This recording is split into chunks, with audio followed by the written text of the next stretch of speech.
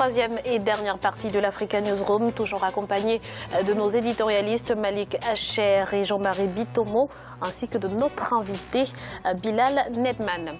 L'actualité économique à présent, l'industrie congolaise fait face aux importations frauduleuses et face à cette concurrence déloyale, le Made in Congo est mis à mal. Pire encore, les investisseurs semblent découragés.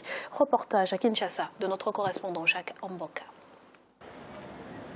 En République démocratique du Congo, le Made in Congo est mis à mal par la concurrence déloyale des produits importés qui souvent traversent frauduleusement les frontières congolaises. Alors que le consommant congolais est prôné par les pouvoirs publics, cette situation affecte profondément le développement de l'industrie locale. L'Angola est l'un des axes d'importation de ces produits. Il y a effectivement une distorsion de la concurrence créée par la réaction du marché de change angolais face au choc exogène lié à la chute du cours des matières premières. Cela a fortement handicapé l'industrie congolaise, mais des mesures correctives sont en train d'être prises. Nous, en tant que ministère de l'Industrie, ayant donc la responsabilité de la protection de l'industrie locale, avons été les avocats des industries congolaises au niveau du gouvernement. Et très prochainement, des mesures de sauvegarde vont être prises. L'industrie en RDC a connu un grave choc vers les années 90 et 91 avec les pillages que les pays ont enregistrés dans les grandes villes. Aujourd'hui, la concurrence déloyale contraint certaines industries à la fermeture. C'est le cas de la cimenterie de la Lukaya, dont les produits ont connu une concurrence déloyale par les sacs de ciment importés d'Angola. Au même moment où des jeunes investisseurs et des jeunes Congolais sont en train de faire l'effort d'innover et de créer des secteurs d'activité, des secteurs de services, d'un autre côté aussi, il faudra que l'État, que le gouvernement mette le cadre juridique qu'il faut. Nous ne disons pas qu'il faut interdire, parce que l'Afrique a aussi besoin d'une intégration. Avec 60 millions de dollars mis au service des fonds pour la promotion de l'industrie par le gouvernement afin de soutenir ces secteurs, quelques efforts sont certes accomplis, mais restent insuffisants. La République démocratique du Congo est passée d'environ 9000 industries après l'indépendance en 1960 à moins de 150 vers les années 2000. Le pays compte à ce jour quelques 300 industries que l'État est appelé à protéger. Jean-Marie, outre ce qu'on a vu dans le reportage et d'un point de vue plus général, quelles sont les conséquences de la concurrence déloyale sur une économie comme celle du Congo ? Graziella, je le répète souvent sur ce plateau, nos économies africaines sont d'une fragilité telle qu'il faut des coopérations régionales. Et d'abord, en amont, moi je pose toujours et j'insiste là-dessus. Vous ne pouvez pas faire développer des industries en Afrique en laissant un marché à ciel ouvert. Ce n'est pas possible. Il faut un minimum de protectionnisme. Quand vous avez une économie comme une économie congolaise et que vous avez dans la région, si vous voulez, des distorsions de concurrence qui partent des pays voisins, c'est-à-dire tous les efforts qui peuvent être entrepris que ce soit par l'État, qui va mettre en place, si vous voulez, un environnement propice à la naissance de ces petites industries-là, que ce soit par les entrepreneurs eux-mêmes. Ça vise à décourager complètement toutes nos économies africaines. Donc il faudrait que l'Afrique se dise aujourd'hui qu'il est nécessaire qu'on protège nos économies africaines. Moi, je suis contre la doctrine de la Banque mondiale, la doctrine du FMI, où on demande aux États africains d'ouvrir leur marché à ciel ouvert. J'ai déjà dit sur ce plateau qu'on me montre une seule économie dans le monde qui s'est développer sans qu'il y ait un minimum de protectionnisme. Alors qu'en Afrique, on est même parti jusqu'à éradiquer pratiquement les fonctions régaliennes de l'État. Là où il y a la formation qui est nécessaire, c'est-à-dire pour pouvoir bâtir une bonne économie, on vient en Afrique, on nous dit depuis les fameux passes des années 80, les plans d'ajustement structurel, il faut laisser tomber l'enseignement, il faut donner l'enseignement au privé, il faut laisser la médecine, il faut donner la santé au privé. C'est pas possible. Et voilà les conséquences que nous avons dans une économie comme une économie congolaise, dans laquelle les petites industries naissantes, sans protection, avec, comment dirais-je, des distorsions de circulation des marchandises des États, c'est-à-dire voisins, on est en train de tuer, si vous voulez, notre émergence que nous voulons en Afrique. Donc il faut un minimum de protectionnisme et il faut que les instances internationales reconnaissent à l'Afrique la capacité de pouvoir défendre ces industries pour pouvoir se développer. Voilà les conséquences qui arrivent à une économie comme une économie congolaise qui pourtant a des potentialités énormes. Malik, est-ce qu'un État peut lutter contre ce phénomène tout seul? Ne faudrait-il pas envisager une coopération régionale justement pour mettre fin à la concurrence déloyale? Parce qu'on a vu dans le reportage que les produits qui allaient vers le Congo viennent essentiellement de l'Angola. Plus de coordination, oui. Le problème, c'est que l'État a un manque de volonté. Manque de volonté politique, l'État a failli sur une chose. Premièrement, promouvoir ses industries.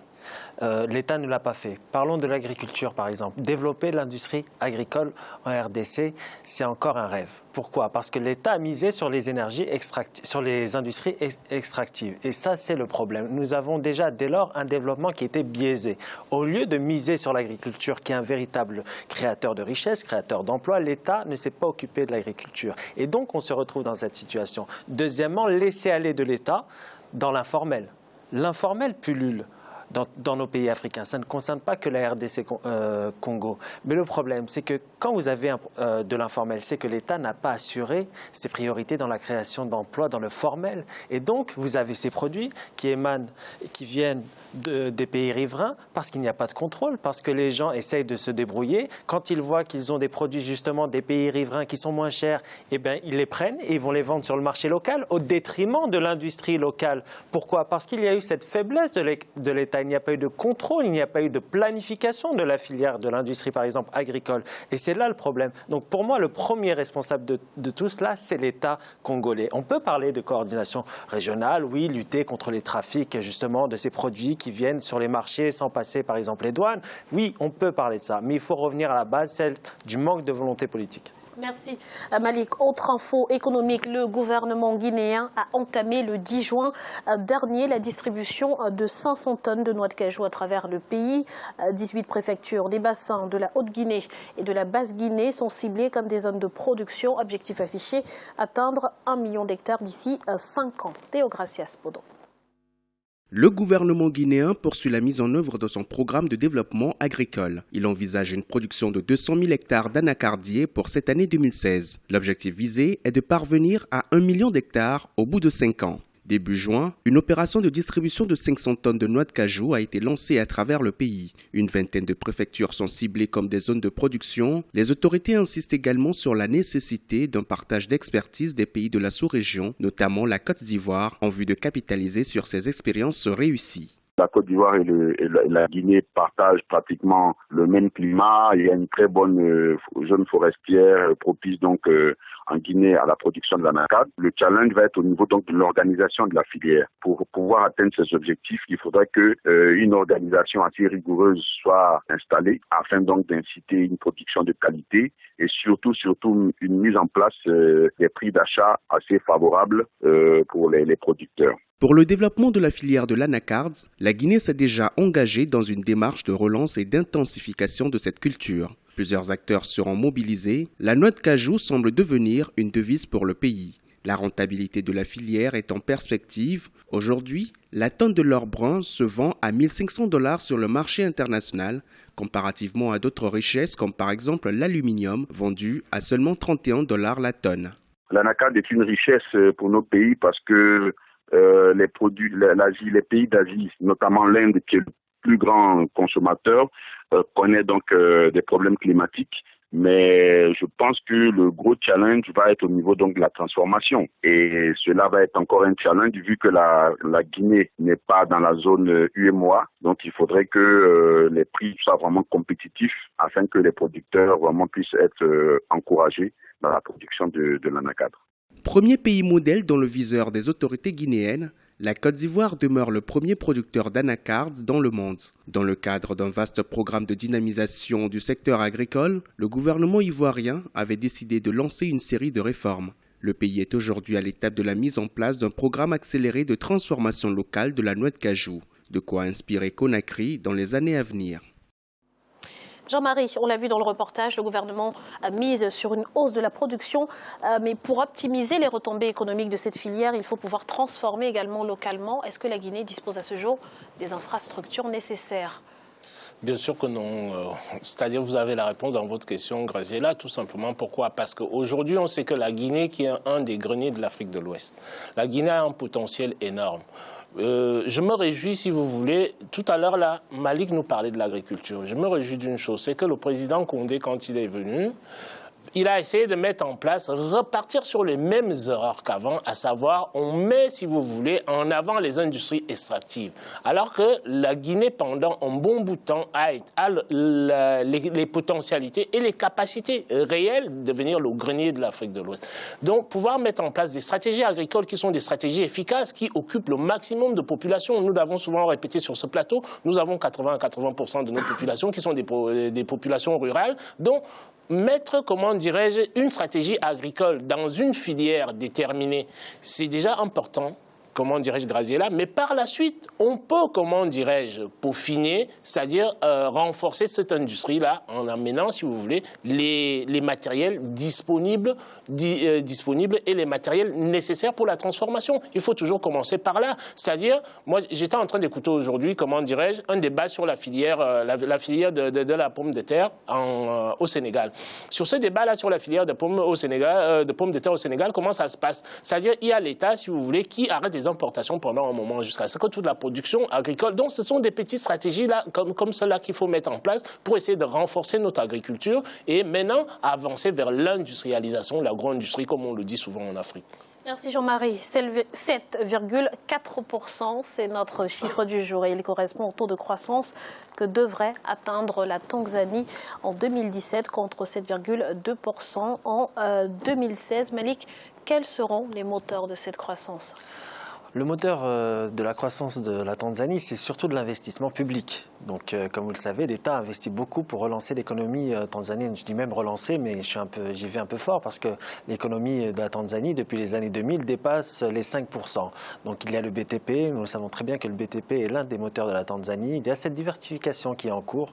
Je dirais que c'est une politique qui est louable, celle de l'investissement de l'État. Néanmoins, il faut que le privé prenne le relais. Et il faut attendre, voir si, je dirais, cette politique d'investissement public va porter ses fruits.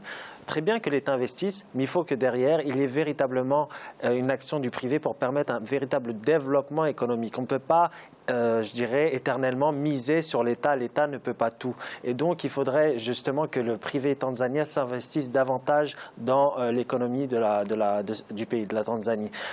Je trouve que son emplacement est idéal. Il y a un véritable potentiel de développement, je dirais aussi communautaire. Comme vous le savez, cette région, je parle aussi de l'Éthiopie, qui n'est pas très loin, qui est véritablement boostée par un véritable développement économique. Il y a aussi des relations qui sont fructueuses entre les deux pays. Et j'ai véritablement confiance en ce développement économique de la Tanzanie. Une relative stabilité politique, même s'il y a toujours des remous. Mais là, dès lors que vous avez cette stabilité politique relative, mais quand même stable sur le plan politique, vous pouvez avoir un développement économique efficient. N'oublions pas, la Tanzanie était aussi un des centres de commerce fructueux avec la péninsule arabique. Il ne faut pas l'oublier aussi avec la Perse. Il y a ces connexions aussi qui sont possibles avec les pays du Golfe. Et donc, c'est en cours d'ailleurs, il y a ces connexions-là et je pense qu'elles seront fructueuses. Merci pour toutes ces précisions, Malik. C'est à présent la fin de cette émission. Le dossier de ce jeudi sera consacré à la nageuse togolaise Possi Adzo Rebecca. Bilal Nedman, merci d'avoir été avec nous. Merci à vous de m'avoir invité. Je rappelle que vous êtes journaliste à Radio VL en Algérie. Malik, merci également. Un plaisir, Graziella, d'avoir été parmi vous. Un plaisir d'avoir été avec Bilal, Jean-Marie et Samy. À très bientôt. Et merci à vous, Jean-Marie, pour votre présence. Bonsoir, Graziella. C'est avec tout un plaisir sur ce plateau avec vous ce soir. Et merci à vous, chers téléspectateurs, de nous avoir suivis. Restez sur Africa 24, l'information continue.